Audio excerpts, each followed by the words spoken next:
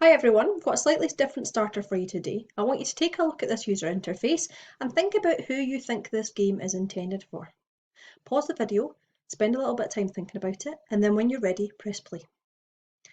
Okay, hopefully you've had a bit of time to think about it. I'm not going to go over what the answers are because today's focus is going to be looking at target audience, but hopefully some of the things that you came up with will match up with what we're going to talk about this lesson.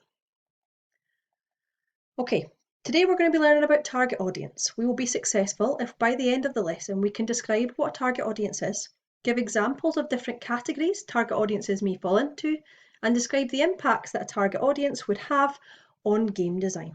Let's start off by talking about what target audience actually means. Okay, target audience is basically who your game is aimed at. It's really important to make sure this is researched at the start, before even the design stage of a game, so that you can make sure that your game is appropriate for the age and stage of the person that you're aiming it at, and also that it's attractive to the people that you want to sell it to. Otherwise, it won't make any money. Now, I looked up the definition of target audience, and it came back as a target audience profile is simply a specific group of customers most likely to positively respond to your promotions, products, and services. For us, the product would be a game, but promotions are also really important here because where your game is advertised is also going to impact on the number of sales that you have. Okay, so let's talk a little bit about categories of target audience. Pause the video and see if you can think about what some of these might look like. Okay, here's the categories that I came up with. First of all, we've got gender, okay? Now, we all know nowadays that can't really just be split up into male and female, but there's lots of other categories that we have to look at when we're considering gender. Most games, however, are kind of aimed at males. That just so happens because there's more male gamers than there are females. Okay, we've also got age, which is really important when we're talking about content, okay? And what content is going to be involved in our game. We've got relationship, that's your kind of relationship status, whether you're single or married or anything else. Okay. We've got location, so that's to do with what country you're in, and that can have an impact on your game, especially if in some countries governments can veto games and content being available to members of their country, and also things like religious kind of impacts can also happen because of that. Okay, household's a little bit of a weird one. So categories of target audience can also look at households. So like whether you own your house or not, whether you know how many people stay in your house, whether you live by yourself or whether you live with other people, can also have an impact on kind of the target audience. Job, so what you do and how much money you make, can also have an impact. Device, so what type of thing it's going to be played on for casual users who use smartphones up to people who have dedicated gaming PCs, for example. And then we've got your education. So, for example, a lot of the research says that a lot of people who've got university degrees don't necessarily play as much games as people who are high school leavers or who've been to college, for example. So that can also impact your target audience and the people you're going to sell to. Okay. Now, of all those things, of course, they're all important. There's two main ones that stick out to me as your kind of your big go-to ones that you need to think of when you're talking about target audience, and that's age and device. Okay, because what device you're going to be playing on is going to have a huge impact on the type of game you create, and also the age is going to have a big impact on what content you're going to be able to have inside your game. Okay, so let's have a look at these a little bit more closely and see what impact they might have. Okay, video games age ratings. In the UK and various other countries throughout Europe, the age rating system is done by the PEGI system. Okay, the exclamation mark stands for parental advisory, for example, and then we've got 3 plus, 7 plus, 12 plus, 16 plus, and 18 plus. Now, those PEGI ratings are based on content that is available within your games, okay? And here's some of the content that we have to be wary of that might change the age rating of the video games that we've got. So if it includes any sort of gambling or promotes gambling, could be something that would change the age rating.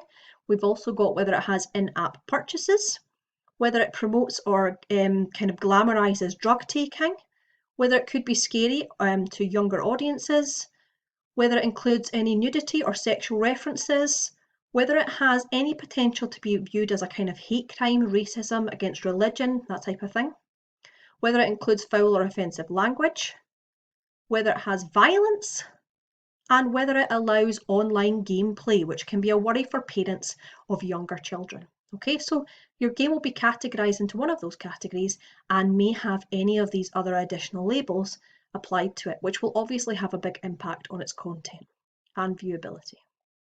Next thing we've got is devices. So a lot of people think, the main type of gamers will play things like Xbox or PlayStation, but a lot of people who are kind of hardcore gamers, for example, might have an advanced PC gaming system. But those are not the only type of gamers. We do have people who play casual gaming on their smartphone or on their tablets. And also nowadays, there's a lot of additions you can get to your tablets or your smartphones where you can apply extra controls to allow you, different types of gaming.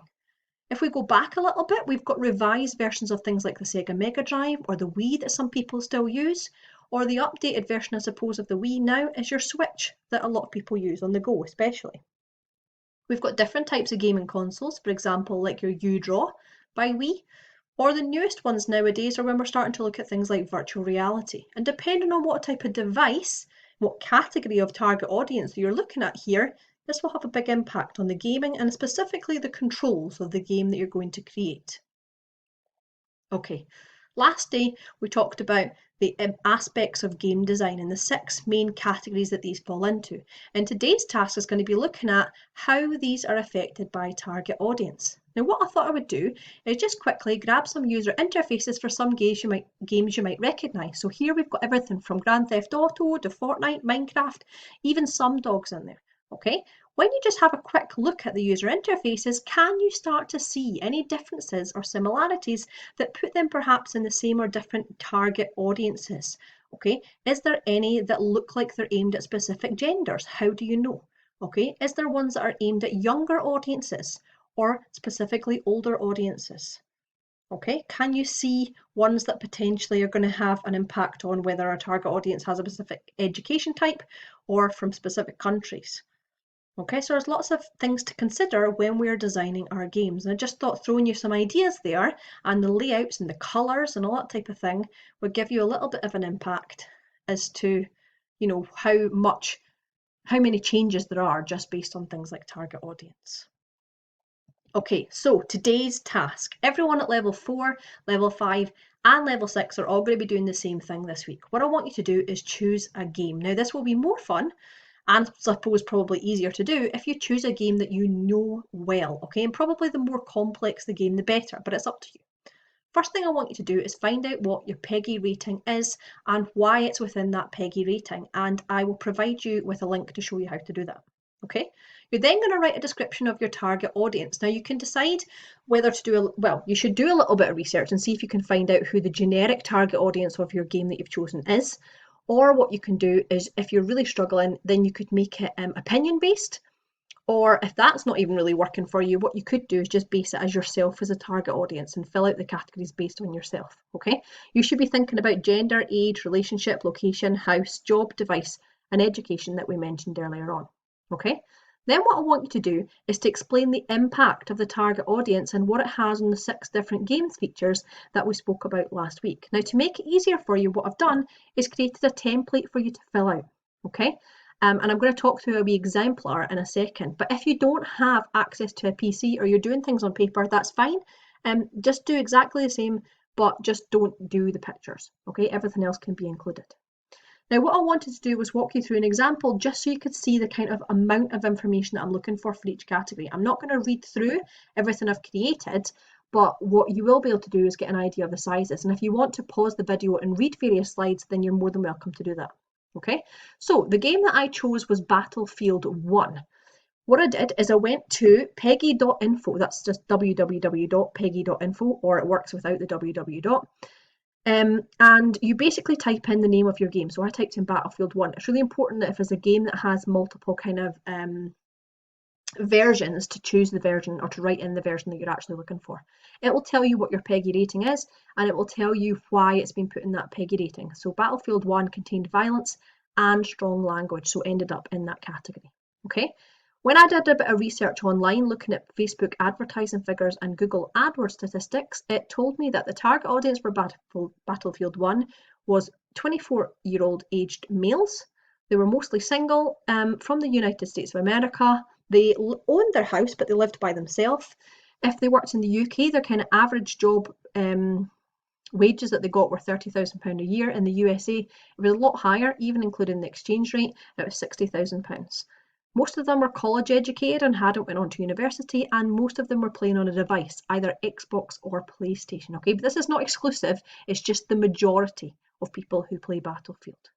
Okay, next thing I went to look at was the narrative. Now, I'm not expecting you to give me full narratives of the games that you are researching, but what you will need to do is look at them through the kind of eyes of a target audience. Why are they well suited to that target audience? So, for example, the narrative on Battlefield is based on 6 different game stories. Okay, and you get 6 different characters that you get to kind of play as, and you walk through their real story of what happened. Okay, 5 of those characters are male, and that's probably because most of the players are going to be male. One of them's female, which means that it's still quite inclusive for everybody.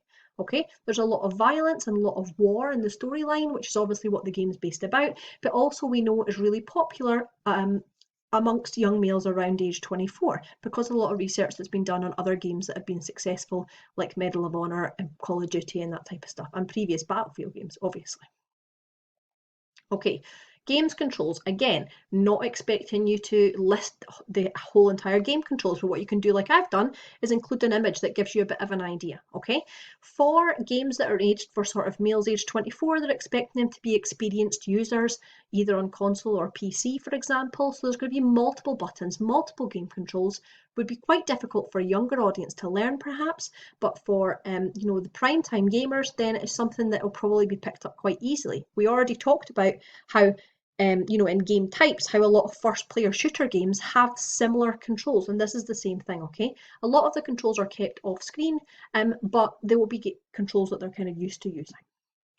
Okay, I went onto the internet, just typed in Battlefield 1 mechanics, and it came back with lots of different game mechanics that we could use. So everything from buddy drag to distraction, interaction, jumping, leaning, spotting, sprinting, lots of different examples of game mechanics there. Okay, very, very complex, means that the target audience, that the type of users are going to really enjoy the full experience of the gameplay. It's going to really embed them into the game. Perhaps a little bit too complex for younger or less experienced users. So if your small brother or sister was going to try and play the game, they'd probably die quite quickly, wouldn't be able to do what they need to do. So that again is an example of the target audience it was aimed at and their capabilities of gameplay. Okay, next we've got level design. So the level is designed with the target audience in mind, with things like the colours, they're quite dark, but they're realistic.